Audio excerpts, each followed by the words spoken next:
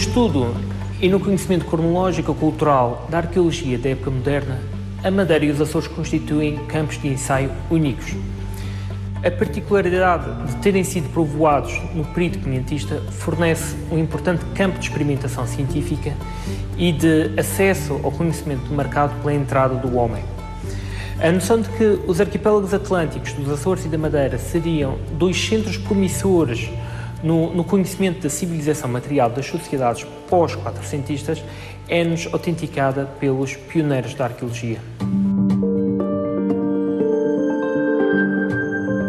O historiador, poeta, pintor e escultor António Manuel de Sousa Aragão Mendes Correia foi um dos principais promotores da arqueologia madeirense no século XX. Nascido em São Vicente, em 1921, licenciou-se em Ciências Histórico-Filosóficas pela Universidade de Lisboa e desempenhou o cargo de diretor do Arquivo Distrital do Funchal.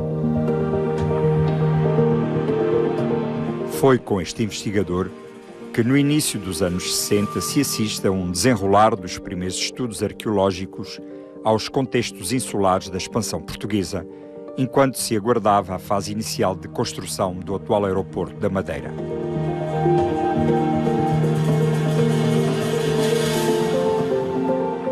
As investigações às estruturas primitivas do Convento da Piedade, um convento franciscano em Santa Cruz, construído por uma das famílias de comerciantes de açúcar mais poderosos da Madeira, trazem a materialização do estudo arqueológico do historiador.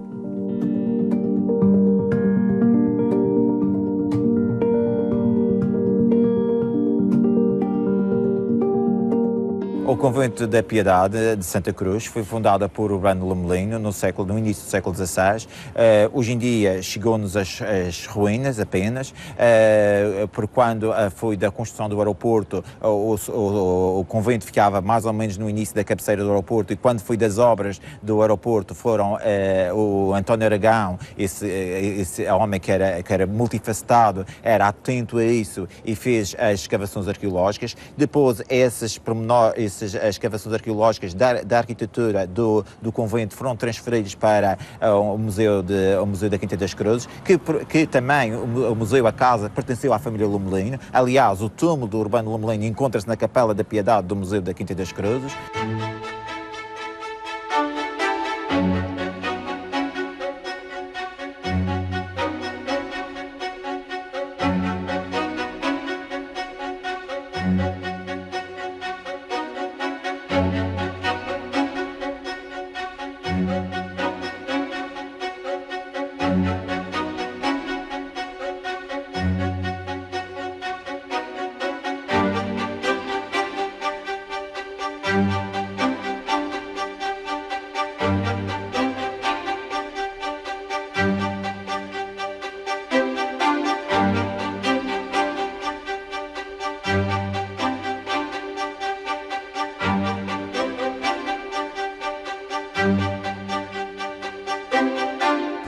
Os levantamentos arquitetónicos efetuados em trabalhos de campo e que foram decisivos para a execução da planta do Convento da Piedade apresentam um detalhe e qualidade técnica primorosas, observando-se várias anotações a lápis de carvão sobre a georreferenciação dos próprios achados arqueológicos mais significativos.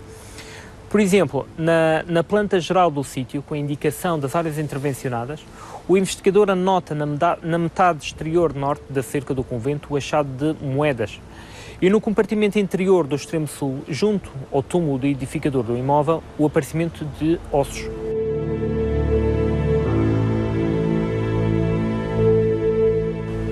Contextualiza ainda, na proximidade do forno da cozinha, um vaso grande de barro aos pedaços.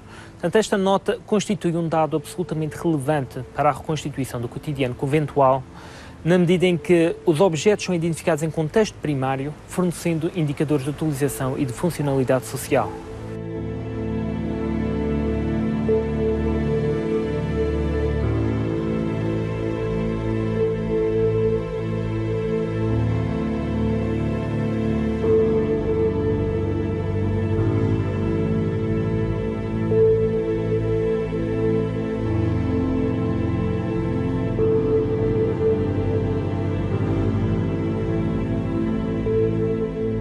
O espólio exumado, designadamente os elementos arquitetónicos, os azulejos e as cerâmicas utilitárias, foram inicialmente depositados no Museu Quinta das Cruzes, por coincidência, à antiga residência dos padroeiros do convento. Os bens móveis arquitetónicos foram arrumados numa ala de acesso restrito ao museu, havendo a intenção de enriquecer e prolongar o próprio jardim arqueológico.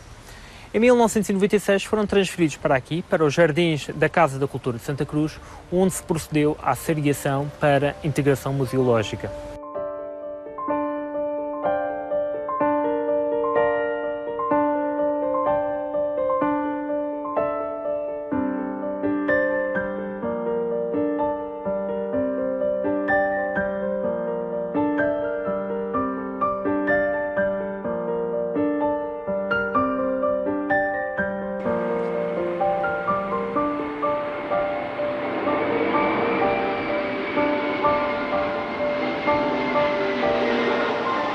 Algumas peças foram remontadas, os seus arcos góticos e algumas janelas manuelinas foram remontadas do jardim e outras ainda se encontram amontoados para futuro estudo e futura remontagem.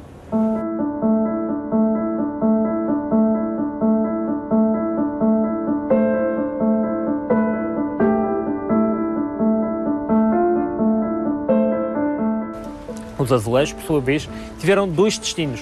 Uma parte com interesse expositivo, serviu de mostruário para as salas do Museu Quinta das Cruzes.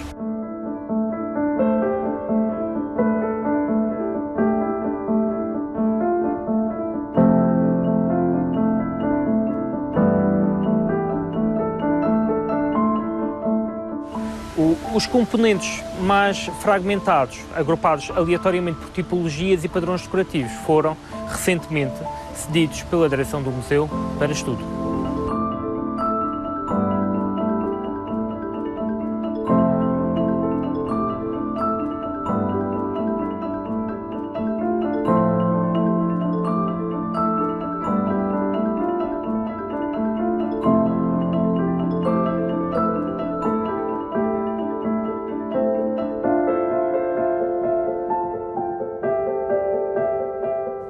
Os anos 80 trazem novos acontecimentos. 20 anos após as escavações de Aragão em Santa Cruz, a pacata freguesia da Madalena do Mar assiste com entusiasmo às investigações do polaco Leopoldo Kielanowski.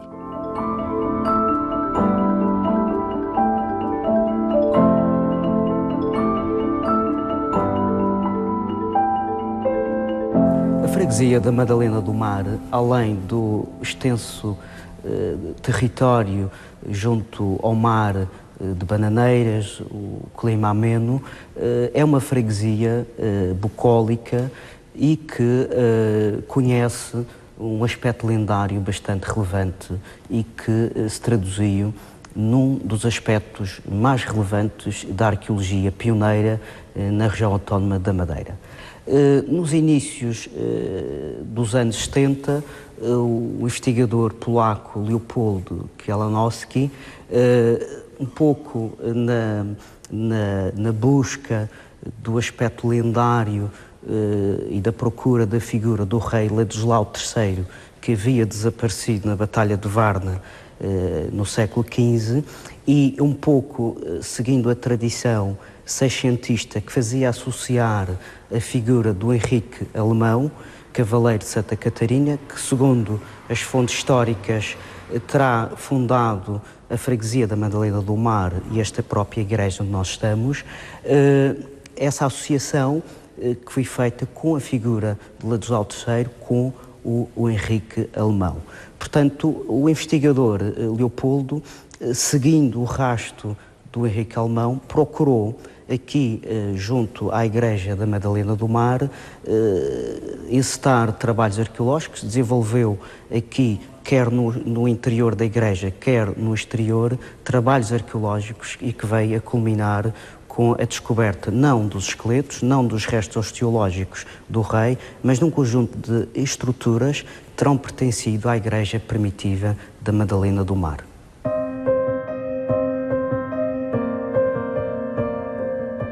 Chegado à Madeira nos inícios dos anos 80 do século XX, motivado pelas pesquisas documentais e periciais, Leopoldo efetuou, com a colaboração do arqueólogo e professor universitário Dino Rossetti, escavações arqueológicas no anexo poente do adro da atual Igreja da Madalena do Mar, conhecendo já a provável associação de uma lápide aí encontrada em Henrique Alemão. Lápide essa que hoje se encontra depositada nos jardins arqueológicos da Quinta das Cruzes.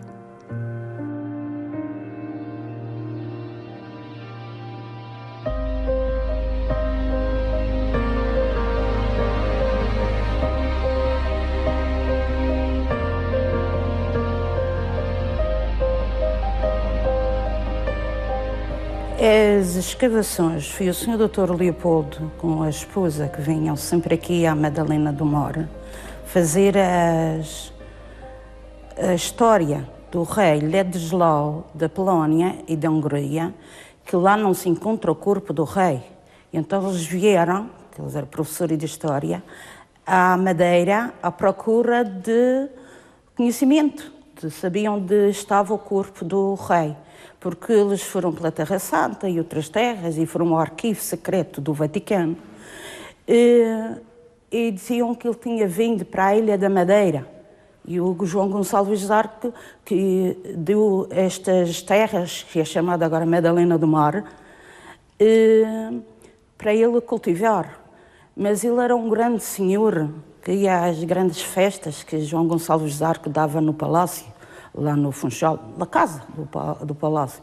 E então ele casou com a senhorinha Yanes e veio habitar a Madalena do Mar, até que ele morreu no Cabo Girão, com a pedra que veio. Mas ela tornou a casar em segundas núpcias, e então ia falado que o corpo daqui da nossa igreja, da freguesia da Madalena do Mar, foi o segundo marido da senhorinha Yanes, que mandou ampliar e reconstruir a casa, que era só terra, e então ele pôs de sobrado.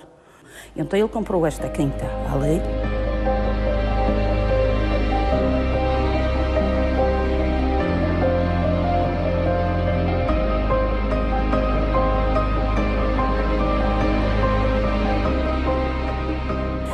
E então ele dizia que veio aqui, e o Sr. Padre Manuel Fernandes veio, o Sr. Dr. Leopoldo e a Dona Helena, e então foi feita essa inventariação, mas não deram com o corpo do Ladislau.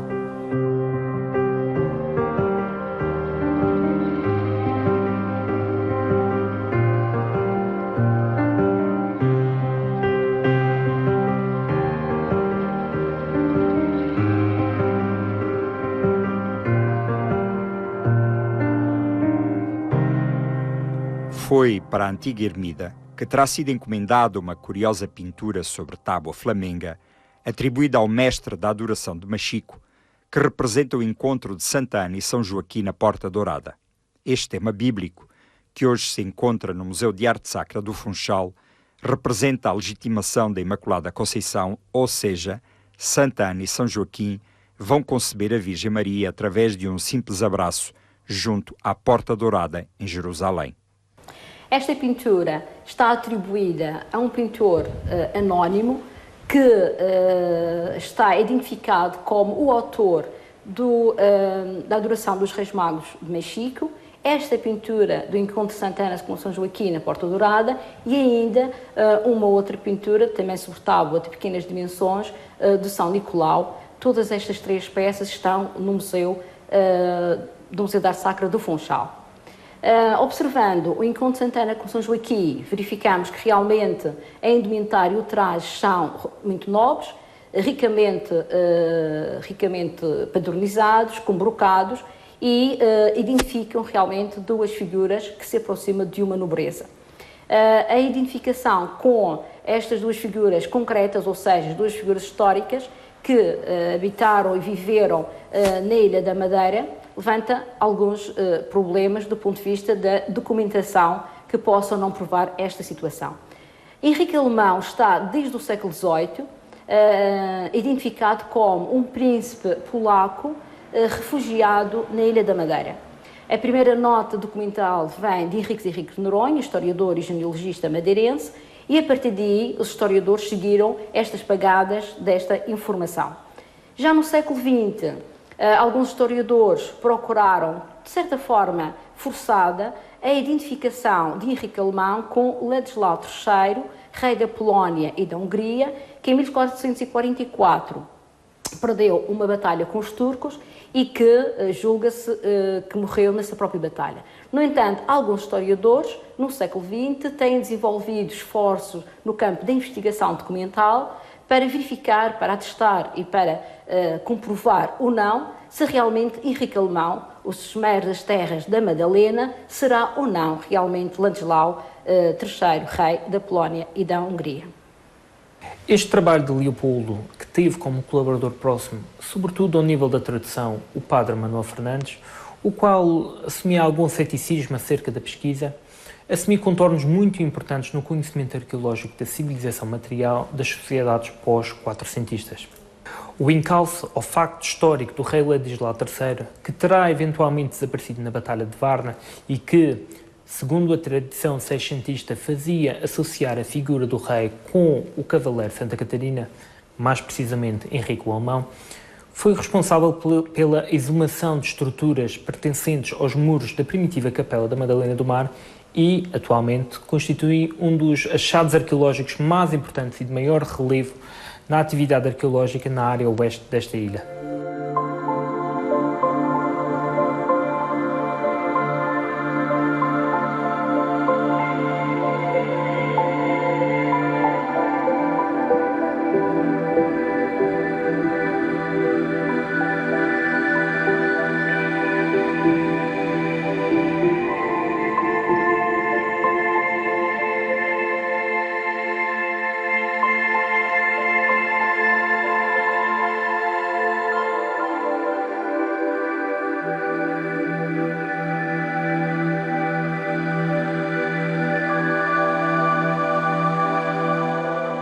Também a associação de uma lápide tumular encontrada na Igreja da Madalena do Mar e cuja leitura se procurava associar a Henrique Alemão pode trazer uma nova luz aos enigmas levantados por estes pioneiros da arqueologia no seu percurso para, juntamente com todos os registros materiais, estamos a falar de cerâmicas, azulejos e as próprias estruturas em pedra, ajudar a desvendar alguns dos mistérios persistentes nestas ilhas de arqueologia.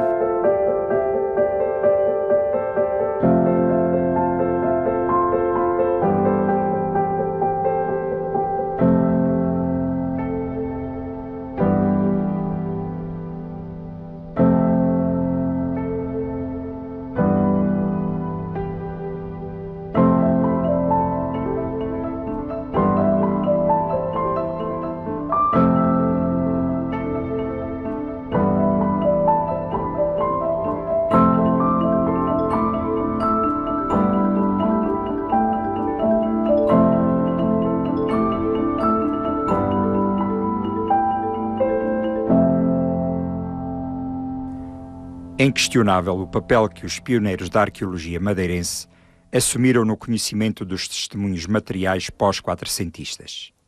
A especificidade cronológica e cultural de terem sido achadas e povoadas nas primeiras décadas do século XV conferiram às ilhas o estatuto de campo experimental no âmbito da arqueologia moderna em Portugal. Na verdade, as informações e o retrato do cotidiano insular, traçado por estes pioneiros da arqueologia, permitiu criar versões compatíveis e compreensíveis de um tempo irrepetível através de um exercício de interpretação dos espaços arqueológicos e dos dados exumados.